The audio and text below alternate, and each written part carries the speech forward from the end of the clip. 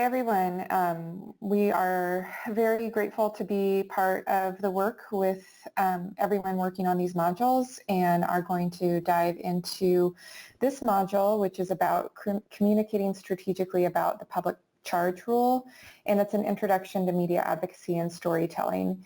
And since this is a train the trainer, I'll be going through more of the flow, but there are extensive talking points that go deeper into the content, as well as some links throughout if you want to dive deeper so that you're able to expand this module into a more participatory approach where you're doing activities with people in the room, breaking into small groups, having people write their own messages or discuss some of the questions, and then making decisions. So this will be quick, but the module can be a fast one or extended into something where you're really doing work in the room together.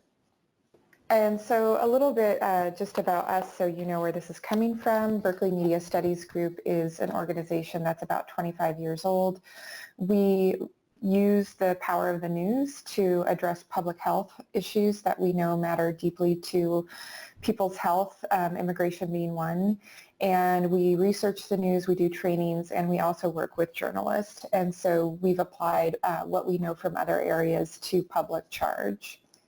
And the objectives of this module, there's really 3 different parts that we're going to go over today. The first is an introduction to what we mean by media advocacy and really tailored towards developing strategic messages. And when we say media advocacy, this can help prep people for speaking to reporters, but it can also be helpful for one-on-one meetings with elected officials, for giving a community presentation, for just talking one-on-one to someone, and you can use these tips in multiple ways even if you're not speaking to the media.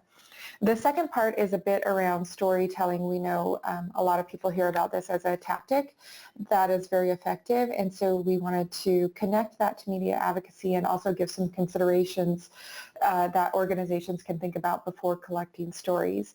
And then finally, from our research and our perspective of effective language and communication, we have some tips based on what we've been seeing in the news about public charge, about how we can all more effectively speak about it, and some of the common pitfalls that are very easy to fall into.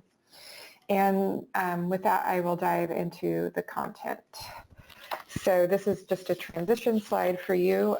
This next slide is about key functions of the news, and the reason we put this in there is a lot of people always ask us, does the news still matter? There's social media, we've heard a lot about fake news, and we want to reiterate to folks that it does matter and that organizations and coalitions can think about using the news to advance their community organizing and other policy and systems efforts.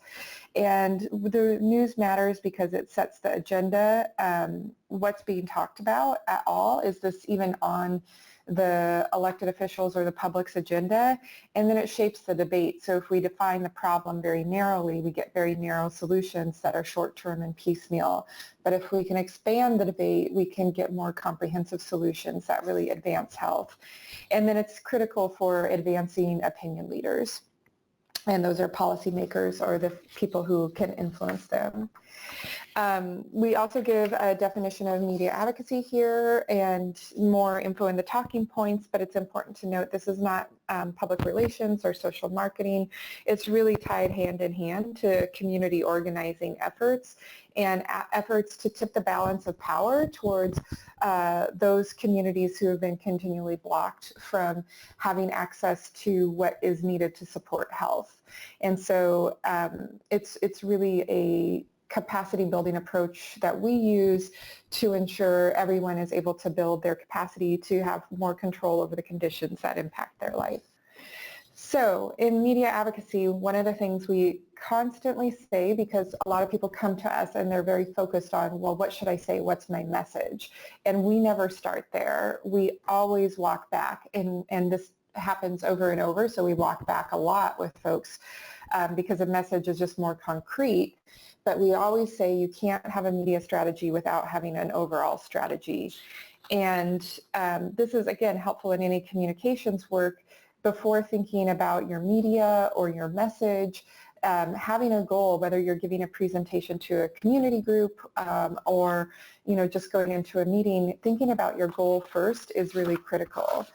And so the way we break down our thinking in a simple, easy to remember approach is the layers of strategy. And I'll be going through those quickly, and there's many more talking points. But it's the overall strategy, media strategy, message strategy, and access strategy. And again, a lot of people think about the message first. What should I post on Facebook, or what should I say if I'm talking to a reporter? But those decisions will be much easier if you spend the time to clarify your overall strategy. And just to note, the talking points have a link to this in a handout, and this is a great time once you go through the layers of strategy to pause with your group, break people into small groups, have them go through some of these questions, and then present back and have people give feedback to each other. So the overall strategy, again, is really critical, and it's important to take the time to walk through this. It can be a really robust discussion. We often find that people think they know all the answers to this and don't want to schedule too much time on the agenda for it. But once you go through this in dialogue with your partners or coalition, it really unearths a lot of opportunity to clarify your organizing goals and what you're trying to achieve. And so the first step is defining the problem you want to address. So around public charge, we know that it will be a problem for many people and for having healthy communities. And so there's a lot of data and a lot of information around that. The solutions, we try to get people to get more specific, so not just stopping public charge, but thinking about different local, state, or federal legislation, thinking about a community clinic and what their specific solution might be to keep clients feeling safe. And so as specific as you can get, the better, because again, we'll clarify a lot of other things throughout the rest of the layers. The next is thinking about the targets. Is it city council? Is it getting your school board to talk about this with their staff and the teachers? Is it the federal Congress? Really identifying who has the power, and then thinking of allies who can support you and who can mobilize to either support a champion who has the power or pressure decision makers who are not showing support for our communities that are being impacted by public charge. And then you can start thinking of what actions you might take to reach them. And again, we say the overall strategy really matters, and thinking about collecting stories, which we'll go into a bit more. You could jump into a very extensive story collecting process that is a stretch for your organizational capacity. And when we know folks already have a lot on their plate, and if you don't clarify your strategy, you might not be thinking as critically about what stories you want to collect. So this is from Protecting Immigrant Families. They have a lot of great stories up already in resources that are available for folks to use. And this story is talking about the health harms. And that is a very important story to tell. This next story is really much more about mobilizing people to speak out about the expansion of the public charge rule and to address fear communities are feeling. And what we've heard from our partners who work in immigrant rights is that showing immigrants and communities members rising up, taking action, claiming their power, and building the world we want to live in is a powerful story that can help counter fear. So those are two very different stories, rising up or the health harms, and you might need both. You might need to interweave them, but if you can think about what your story collection tool will even look like, it'll be very different depending on your overall strategy and what you're trying to convey and what you're trying to mobilize people around. So that's a very quick overview of overall strategy, but there's much more in the talking points and in the resources, and that leads to your media strategy. And again, in identifying your best methods to reach your target, it may not be the media. You may be able to have a one-on-one sit-down with a city council member or a principal when you're trying to get information out to families in a school, or it might be social media, it might be going to TV news, but really thinking about based on your overall strategy, are you trying to win a local policy, are you trying to win a federal policy, thinking about the best methods that are going to reach your target. It might be radio. There's a lot of different ways we can think about reaching our targets.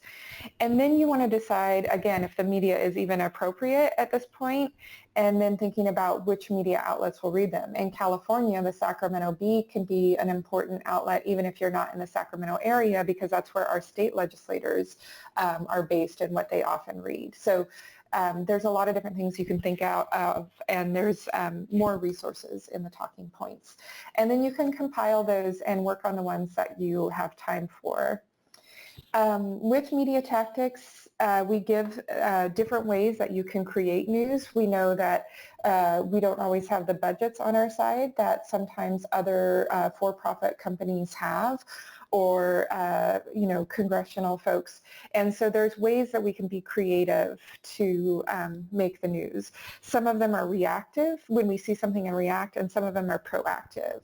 So in creating news that could be proactive or reactive, we can pitch stories, we can write op-eds, and we have another handout about the elements of newsworthiness and some media advocacy information on proactive, reactive strategies in the talking points. The elements of newsworthiness are things that you can use to create the news, things about using controversy or irony or creative visuals. Piggybacking would be taking another issue and tagging your issue onto it. So if your local newspaper has a story about breast cancer, it's a great opportunity to write in and highlight how with the public charge rules, women may be afraid to seek treatment or testing for breast cancer, and this is a really negative impact.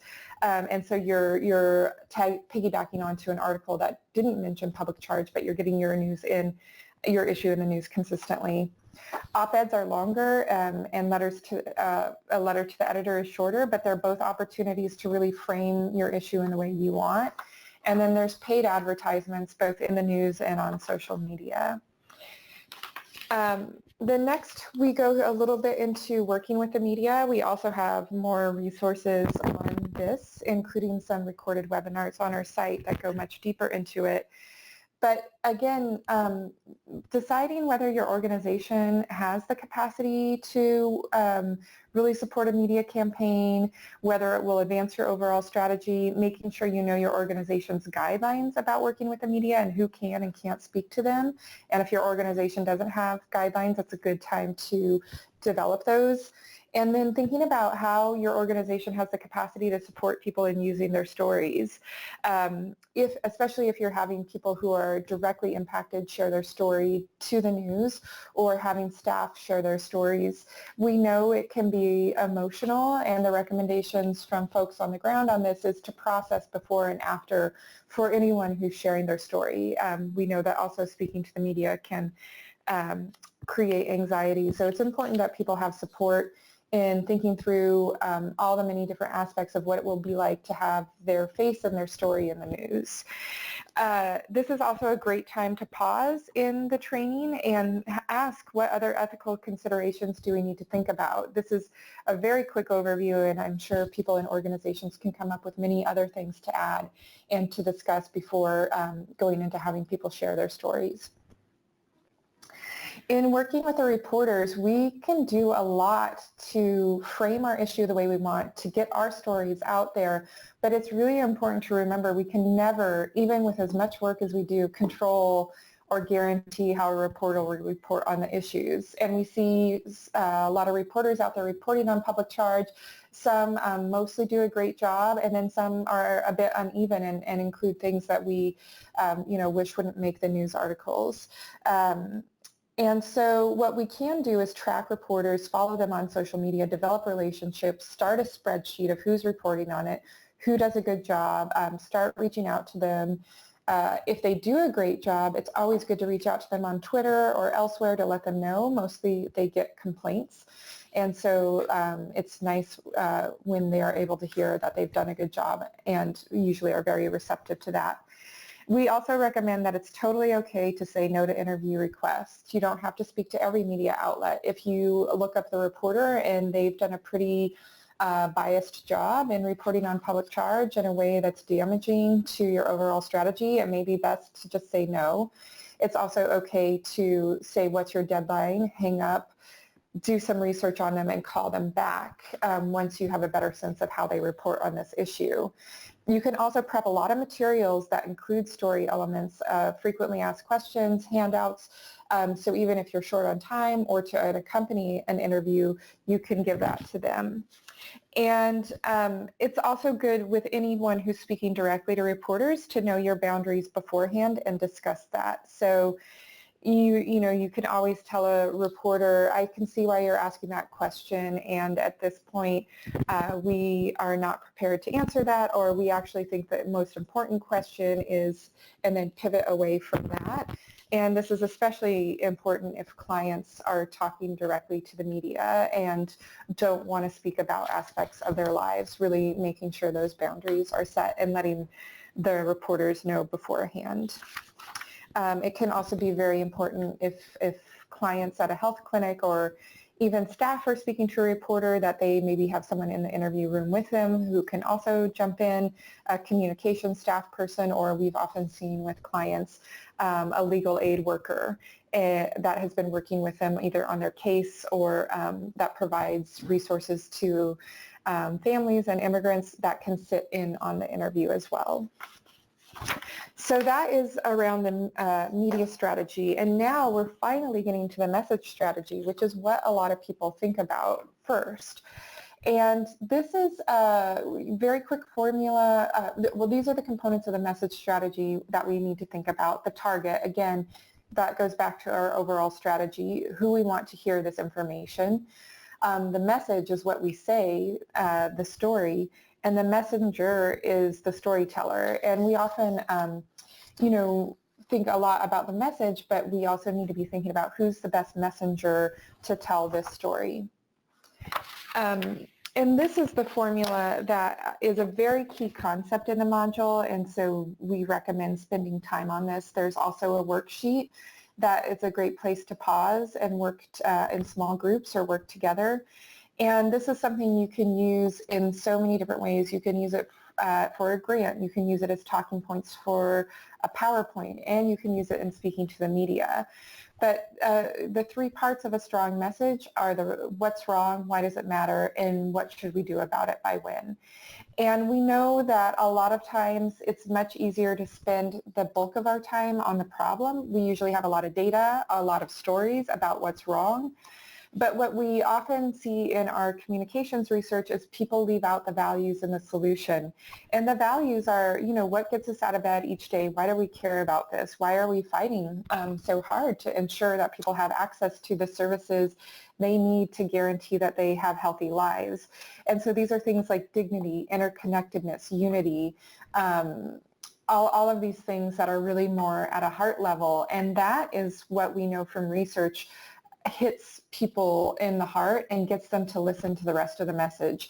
It's much better to lead with a value than data or other components, although you can add that later. But this is often what we leave out, even though we all hold these things very close to our heart. And so working on that and making sure it's in your message is important. And then again, when you've done the work on your overall strategy, you'll have a very clear solution hopefully by now, and so then you can say that very clearly. We want to pass federal legislation for no new funding for public charge, something very specific. Another part of the messages are frames, and people usually have heard quite a bit about this. We remind people that there's no blank slates, and frames are mental pathways that help us understand the world.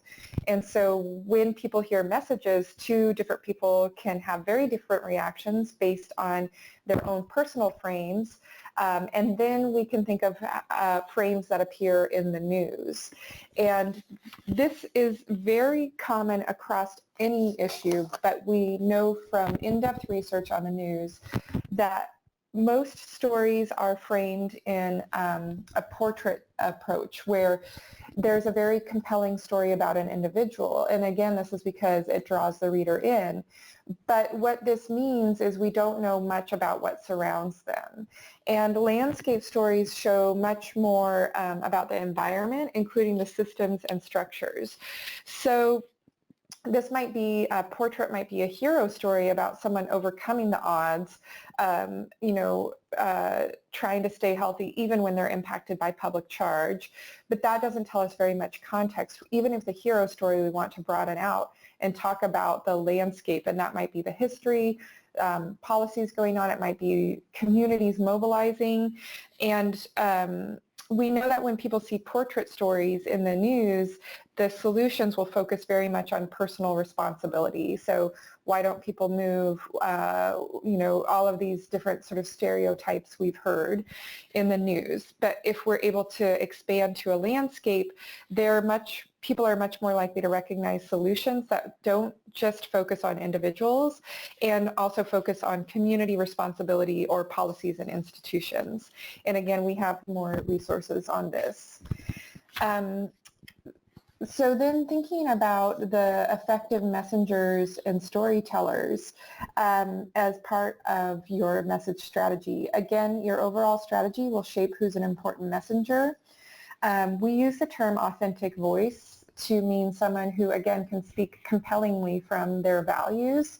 And any of us can be authentic voices. Someone who is directly impacted by public charge, a clinic worker, teacher, all of us could be authentic voices if we tap into those values. We want to work with messengers to have them try to connect their story to a landscape and a solution. If they're not able to, or we're packaging those stories in a handout or something, as an organization, we might be the ones who connect it to a solution and just feature different parts of the story and then make that connection. But we want to think about messengers who might be able to make that connection. And then those who are willing and ready to tell their story and have the support to do that.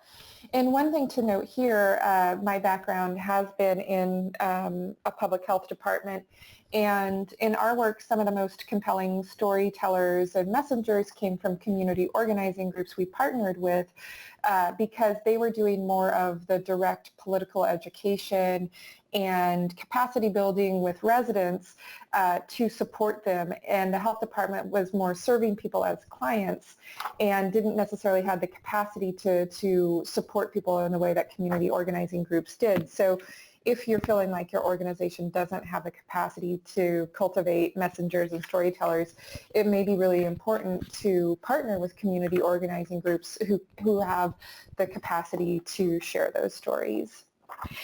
And again, if we're thinking about capacity of organizations and you don't feel that you have the ability to really develop the supports that messengers need, especially clients, or to keep identities protected if people are not comfortable sharing their story, we can aggregate stories. So the PIF handout I showed earlier did that. They included data and they included, stories that didn't have identifying information. And we can tell more of a composite story where we know people are dropping out of services, but we might not share one individual stories. Staff stories can also be very powerful, and we often have more capacity to support staff because they're in a workplace every day where clients may be coming in and out. There's a lot of comments that were submitted to the Department of Homeland Security that we can use that are stories. And PIF, both at California level and national level, have a lot of resources. And we can also tell stories using an institution as a character. So a clinic, a school, a health department, a city council. It doesn't have to be an individual. So those are some alternative messengers that we might be able to think about.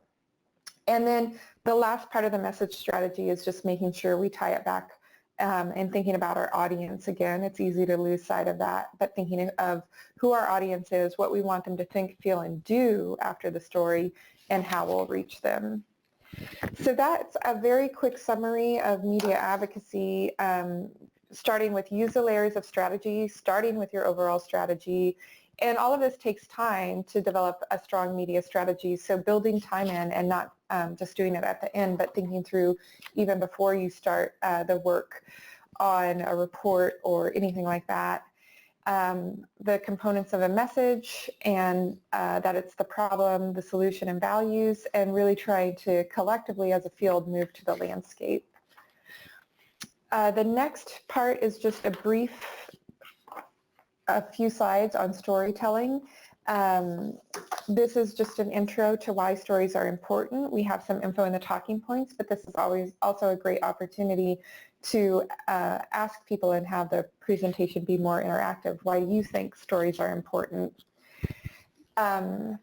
This is a bit more specific about working with messengers or storytellers. Again, thinking about the capacity we have to collect and share stories, to train messengers, to protect data, and then thinking of what format will work best. So if we're collecting stories or data for a lawsuit, that might have to be much more rigorous and extensive than just collecting a few stories that we're going to use in an op-ed for the media. We might not need to do an extensive story collecting process if we're just trying to illuminate what's happening in an op-ed. One or two compelling stories would be enough. And in thinking of whether it's interviews or a survey, what questions will align with our overall strategy and help us tell a story that advances that. And then definitely it's important to have a discussion about ensuring that we protect data and stories and privacy and safety. Protecting Immigrant Families at the national level has an excellent webinar. It's cited here and the link is in the document, and these are their recommendations also for working with messengers to make sure people are protected. And I definitely recommend listening to that. That goes much more in depth with that. So that's a very quick summary of storytelling, because a lot of it is already in the media advocacy portion of this module, but this just reiterates some key points about, again, starting with the layers, using values and solutions and connecting to the landscape, and really assessing the capacity to collect and share stories and supporting messengers and tailoring your approach to what capacity you have. So the very last part of the module is some of the things we've been seeing in the news that we wanted to put out just quick tips specifically about public charge. This is a short just visual that you can, if this is what you're working on day in and out, it may be helpful just to keep this somewhere so you make sure you don't fall into these pitfalls. And we know that even really seasoned folks, because of the time crunch many of us are under, it's really easy to revert back to some of these things. And so, you know, even people who are very experienced, it's good to have reminders. So the first tip we have is leading with your own frame, not your opposition's. And what we want to make sure we do is that as we're delivering our message, that we don't start with reinforcing the opposition's frame. And some of the code words to look for, or this is not, we're not trying to do this. So we've seen this in headlines that say immigrants are not a drain on the system. In fact, they use less services. That just reinforced the opposition's argument that the reason we need public charge is because people are a drain. And so we want to be really careful about not stating the opposition's messages. Even the term public charge is the opposition's framing. It's saying that people are a burden on the system. So ideally, we do not want to call people public charges. We want to say there's an expansion of the public charge test or regulation and really focus on it as a part of a system rather than a person. And if we can, just use it once and move on from that, because that term itself is the opposition's frame. And unfortunately, we're in the position of trying to do this work when they've defined the frame to start out with. This is directly from our partners and others in immigrant rights groups, to noting that we really need to avoid the good immigrant, bad immigrant trap. This is especially important with public charge. We've seen a lot of language about, you know, people have done everything right, or people are, trying to do this in a legal way, and that is not language that then helps us in our broader immigration policy. When we know people come to this country in multiple ways for multiple reasons, and we need to be thinking about how we support everyone and what are the public health impacts for all folks. And so really this is tricky and it takes time, but really making sure that our language doesn't imply by that there's people on a legal pathway that others who are maybe not on the same pathway are doing something wrong or bad. The next tip is tying our focus to broader public health impacts. We may work on one specific program that's impacted or not impacted by public charge. We've seen a little of this when people were relieved that their program was not included in the final rule, and their messaging was fairly narrow and didn't evoke that while it's good that this program has not been included, we still need to be working together to ensure that everyone has access to everything they need to be healthy. And, so just going a bit beyond our own programmatic focus to really lifting up the broader public health message that this is having an impact and we need to think collectively about it. Thinking about definitions and spokespeople is the next. Again, public charge, the term and the definition, the official definition from the Department of Homeland Security can reiterate some of the most negative framing that we see on this issue because it calls people public charges.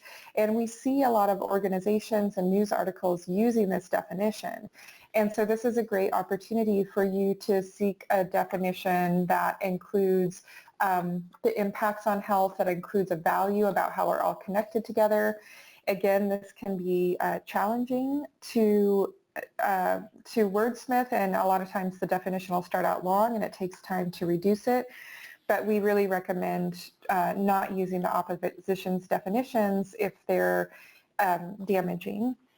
And then thinking about spokespeople, again, that this is an example from a press conference in Alameda County, and the spokespeople included the health officer, and this was more about becoming a welcoming county, but a person who was being targeted by their landlord for harassment, her legal aid counsel, a regional nonprofit focused on health inequities, and a supervisor from Alameda County who has her own immigration story. So really robust array of messengers who could be speaking about immigrant rights broadly.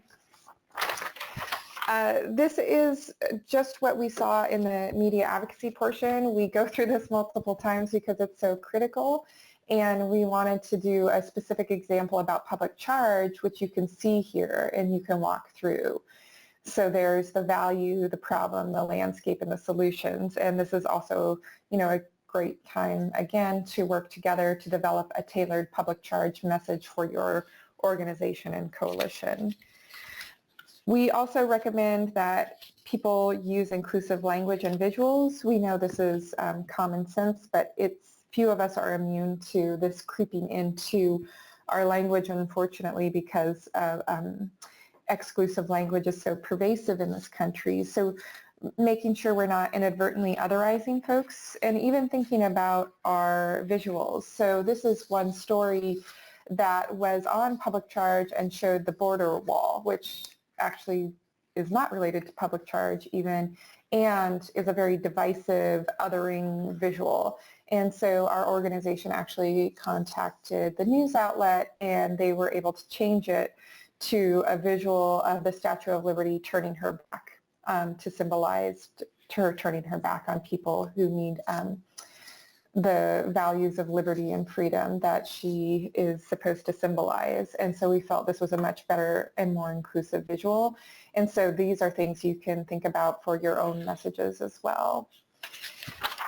This is a tip we give on any issue we work on. It's really critical to avoid passive voice. This might be one of the easiest things you can do. Go through your website, go through your handouts, and look for passive voice and change it. If we use passive voice, we're often leaving out who is taking the action that we're opposed to or want to support.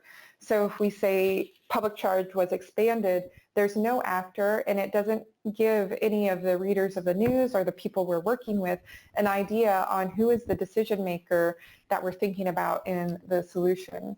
And so we really want to use active voice. So we would say the federal administration is expanding the public charge test. And we wanted to mention one relatively new resource that we think is really helpful.